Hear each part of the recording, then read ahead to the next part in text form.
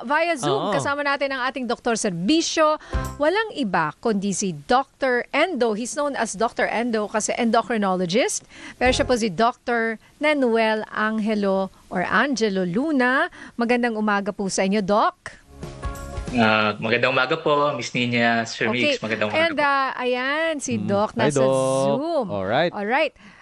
Doc, sige, umpisa na po natin dahil wala na tayong masyadong oras. Ano po ang mga tips natin para mapangalagaan ang ating blood sugar ngayong holiday season? Opo, tama Miss Nina. Parating na po yung mga kalaban namang mga patients naming may diabetes. Andiyan na po mga Christmas party, andiyan na po mga reunion, gathering. So we have few tips para po ma-enjoy pa rin natin naman ang holiday season, ang Christmas season. Number one, mindful eating po. We should always be mindful ng mga kinakain natin. Nakakailang calories na ba ako? Ano ba yung macronutrients na kinakain ko? Carbohydrates ba to? Proteins ba to? Fats ba to? Pang ilang kain ko na ba to ngayong araw na to? Kasi narinig ko si Sir Migs kanina, tama po yun. We can eat everything naman basta in moderation. We should always eat based sa hunger signals po natin. Ibig sabihin, we should feel gutom na po ba tayo and we should feel busog na po ba tayo. Kasi sometimes may mga patients po tayo na mabilis kumain, kain ng kain, even busog na po, kain pa rin ng kain. We should always feel for that cue, yung hunger and satiety cues. Ibig sabihin, pag busog na tayo, dapat in moderation na rin po yung ating pagkain. And yung portions, kailangan smaller portions din yung ating kinakain. Yung usual po na 1 cup, halimbawa, Miss Nina, Sir Mix, edi gawin lang nating 1/2 cup, Or yung usual po na isang plate, gawin nating 1/2 na lang ng plate, And it is also recommended na kapag kukuha tayo, halimbawa sa buffet, unahin natin kunin po yung mga proteins, vegetables, mga healthier options, and then last po nating ilagay sa plate yung mga carbohydrates, yung mga sweets, Because by that, medyo mapapakonti na po yung portions ng carbohydrates and sweets na pwede nating ilagay sa ating plate. Also, we should think about what we drink, Kung pwedeng water na lang po, water na lang. Pero if hindi talaga po maiwasan, pwede naman po yung mga zero-calorie drinks, Marami na rin po mga zero-calorie drinks ngayon na available. Iiwasan po natin yung mga fruit juices, Kasi sometimes nagpapanggap po silang healthy, pero kapag tingnan natin yung mga nutrition facts po nila, mas mataas pa po actually yung sugar content po nila kumpara sa mga soft drinks. Opo. Kapag medyo napakain tayo, Miss Nina, Sir Migs, i-exercise natin. We should move, Ang ating katawan naman po ay calorie in, calorie out. Pag medyo napakain, edi ilabas lang natin through physical activity po. So ito po yung ilang mga tips natin ngayong holiday season. So, ilang minuto yun?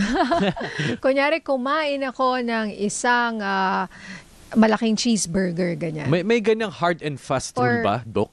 Isang Actually, malaking slice ng cake. Ilang minuto ko ilalakad po yun? Or isang cup of rice? Or So ganito muna po, before po tayo dun sa exercise, a very important reminder po sa ating mga patients, especially those with diabetes po, that yung brain po natin would detect na busog na po tayo around 20 minutes pa po. So yung mabagal na eating po is very important because it will take 20 minutes before ma-reach po yung signal and masabi ng brain, oy, busog ka na. So dapat slow lang yung eating. And then Miss Nina, you're asking yung pag-burn ng calories, Ang recommendation po namin is 30 minutes per day po ng moderate intensity exercises po, Baseline recommendation po yon 150 minutes per week. Pero ang very important that we should remember po, Miss Nina, is dapat walang dalawang magkasunod na araw na walang exercise. Kasi pag 2 consecutive days, nababaliwala po yung benefits po ng exercise. Kapag 2 consecutive days na wala pong exercise. Talaga po? Naku, na-inspire ako doon. So hindi po pwede, Miss Nina, sabihin natin, sige, once a week na lang ako, 150 minutes per week, ipunin ko na lang sa Saturday. So yung recommendation po namin, dapat nakaspread 5 days a week, actually baseline recommendation.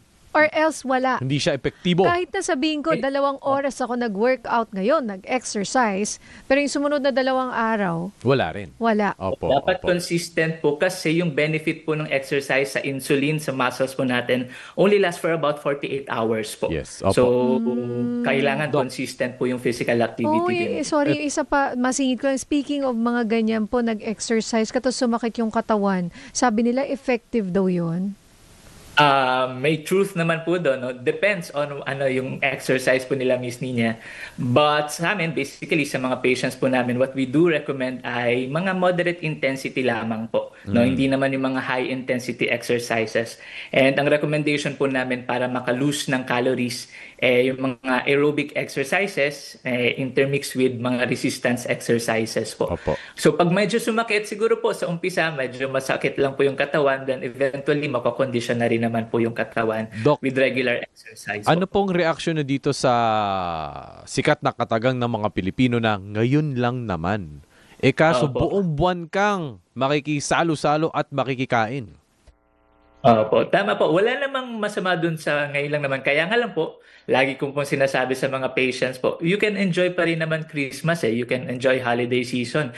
Kahit nga po everyday, you can eat everything basta in moderation, no? So hindi naman po kailangan na kumain ng sobrang dami for us to enjoy yung holiday season, yung Christmas season.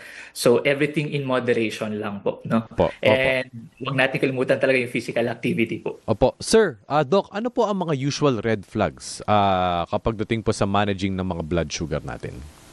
Opo. So during holiday season po, no, number 1 po, kapag medyo nahihilo-hilo po kayo or parang nag-headache na po kayo, ibig sabihin baka you need to check your blood sugar, baka medyo napaparami na po yung kain natin ng sugar, no? Kaya very important po sa mga patients po natin na may diabetes to regularly check their blood sugar and to regularly take their medications.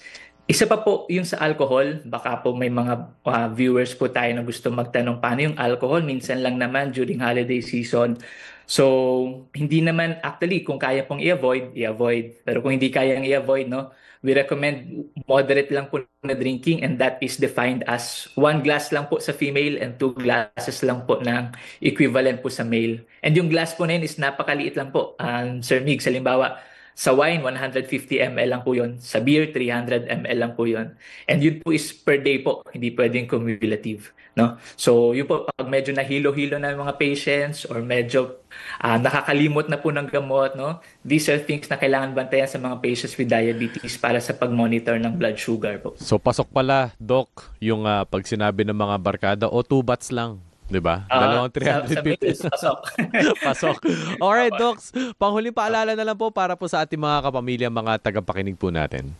Opo, yes po. We can enjoy pa rin naman po Christmas season. We can enjoy the holiday season. You can eat everything po basta in moderation as long as normal naman po ang inyong kidneys and liver. Nothing to worry about. Everything is in portion sizes lang po. Yung calories, kailangan mindful lang tayo, and calorie in, calorie out lang po. Don't forget po to consult your doctors regarding po some adjustment and modifications po ng inyong mga gamot sa diabetes po. Yun lang po. Right. Wow, Doc, thank you for the reminders at saka the wonderful explanation. Talagang magaling Galing. and clear mag-explain si Doc. So we hope to have you again, Doc, ha? Dito naman po sa Kung studio. pwede po kayo, Doc, dito po sa studio. Oo. Opo. Hintayin po namin yan. Thank you, Doc. Thank you, ha? Doc. Oo. O, ayan ha, nung isang araw maalat ang kalaban, ngayon matamis. Matamis. Bukas, Ano mataba. Iba yung Tama. tatlo. Usaping cardio naman yun. O, diba? Maalat, Pwede. matamis, mataba, hinay-hinay lang. Ayun. Tsaka yung 20 minutes na sinabi niya ha. Ganun Oo. pala yun. Inspired ka Hintayin ba? mo. Oh, na-inspire ako doon sa Inspired ka ba? malalaman mong busog ka after 20 minutes Tama, pa. first time ko narinig yun Oo, Kaya pala sinasabi nila na dapat bagalan mo Oo. lang kumain. Kasi kung mabilis ang kain mo, 5 minutes talagang nakadalawang round ka na sa buffet. Hindi mo marirealize na ma-realize. dapat busog ka na pala nun. Ako narinig ko niya pero hindi ko alam yung 20 minutes. Yan, oo Oo, nga, kaya oo. may natutunan Galing. po ako nga bago ngayon.